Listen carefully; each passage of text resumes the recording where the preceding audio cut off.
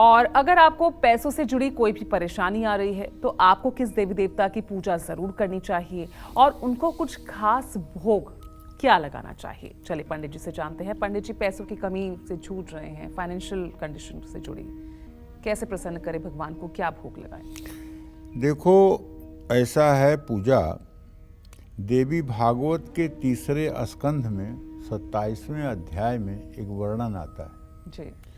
जो व्यक्ति देवी के नवरात्र का व्रत नहीं करता है, 9 दिनों तक भगवती की आराधना नहीं करता है, कुमारी कन्याओं का पूजन नहीं करता है, स्त्रियों का सम्मान नहीं करता है, देवियों के दर्शन पूजन में समय नहीं लगाता है, वो अगले जन्म में दरिद्र होकर पैदा होता है और नाना प्रकार के दुखों से और अभाव से ग्रसित होकर के हर समय दुख और पीड़ा में जीवन व्यतीत करता है।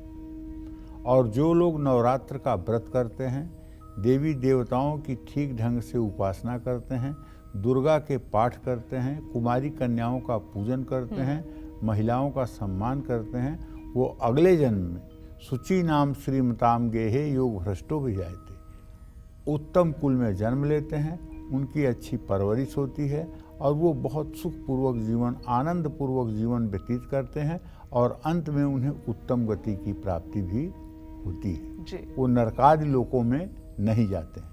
इसलिए मैं अपने सभी दर्शकों को बताना चाहूँगा कि भैया, आप सनातन धर्म में पैदा हुए हो, ये बड़े गर्व की बात है।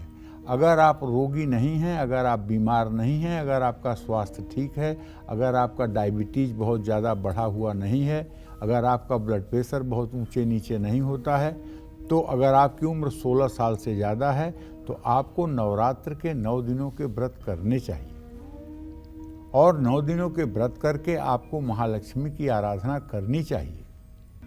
रोज श्री सूक्तम के सुबह शाम पाठ करने चाहिए। पैसा खर्च हो जाता है, आमदनी बढ़ती नहीं, कर्ज लेने की नौबत आ चुकी है, तो इसके लिए आपको माँ लक्ष्मी की पूजा करनी चाहिए और उनको उनका पसंदीदा भोग लगाना चाहिए।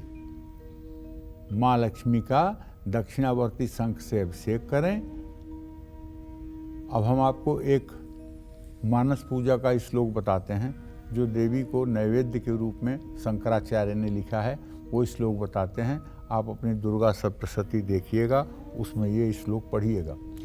जाति सौरभ निर्भरम रुचिकरम शाल्योदनम निर्मलम युक्तम हिंगुमरीच जीर सुरभिर द्रव्यान्वितै व्यंजनै पक्वानेन सपायसेन मधुना दध्याज सम्मिश्रितम नैवेद्यम सुरकामिनी विरचितम श्रीचंडिके त्वन्मुदे।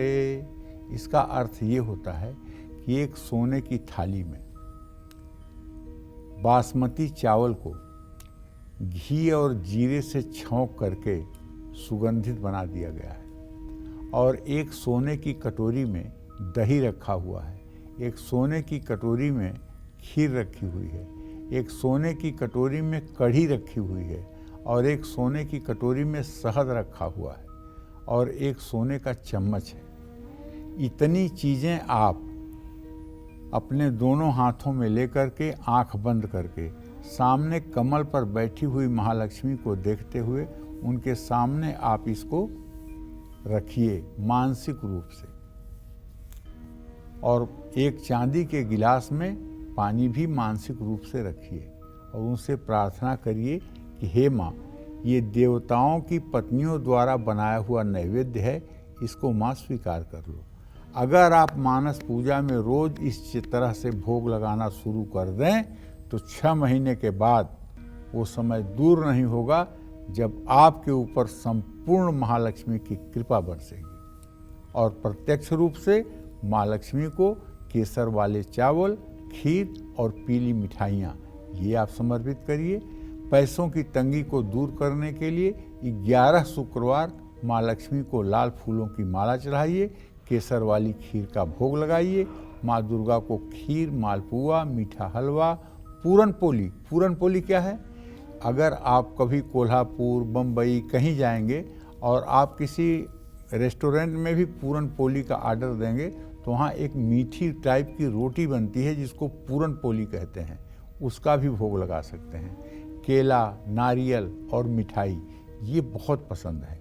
इससे मनोकामना की पूर्ति के लिए नवरात्र में माँ दुर्गा को खीर, केला और नारियल का भी भोग लगाया जाता है। धन लाभ पाने और कष्टों को दूर करने के लिए बुधवार, शुक्रवार के दिन माँ दुर्गा को मीठे हलवे का भी भोग लगाना चाहिए। लेकिन सबसे सुपर वाला भोग क्या है? जब आप मानसिक रूप से सोने की थाली में बासमती चावल को घी और जीरे से छौंक कर एक सोने की कटोरी में शहद, एक सोने की कटोरी में दही, एक सोने की कटोरी में कढ़ी और एक सोने की कटोरी में घी, ये रख करके अगर आप उन्हें नैवेद्य के रूप में निवेदित करेंगे तो शायद ये आपकी सुपर से ऊपर पूजा मानी जाएगी। जय माँ विंध्यवासिनी। अच्छा पंडित जी, क्योंकि आज हम भगवान को भोग लगाने की बात कर रहे हैं, जब हमने भोग लगा दिया, क्या उसके बाद उस भोग को, उस प्रसाद को परिवार के सदस्य को ही ग्रहण कर लेना चाहिए? करना ही चाहिए बेटा। वो भोग प्रसाद अमृत हो जाता है। उसका एक कण भी किसी के मुंह में जाएगा तो वो मतलब कि अमृत को प्राप्त होगा। उसके सारे रोग और शोक नष्ट हो जाएंगे। तुम जानती हो, भगवान सत्यनारायण की जब कथा होती है तो सत्यनारायण की जो शालिग्राम की शिला होती है उसे पंचामृत में डुबो करके धोया जाता है और बाद में वही चरणामृत लोगों में प्रसाद बांटा जाता है। जी। कहते हैं कि उस चरणामृत को एक बार पान कर लेने के बाद किसी की अकाल मृत्यु नहीं होती है। उस चरणामृत का पान कर लेने से किसी की अकाल मृत्यु नहीं होती है। इस पर बहुत कथाएं हैं, लेकिन कार्यक्रम के समय को देखते हुए मैं वो कथा नहीं बता पा रहा हूँ। लेकिन आप ये समझ लीजिए कि भगवान शालिग्राम के स्नान किए हुए चरणामृत का पान करने से कभी व्यक्ति की अकाल मृत्यु नहीं होती है। उसी तरह से माँ दुर्गा की प्रसाद को खाने वाला व्यक्ति कभी 7 जन्मों तक दरिद्री नहीं होता है, कभी वो विपन्न नहीं होता है, हर समय संपन्न ही रहता है। जय माँ विंध्यवासिनी।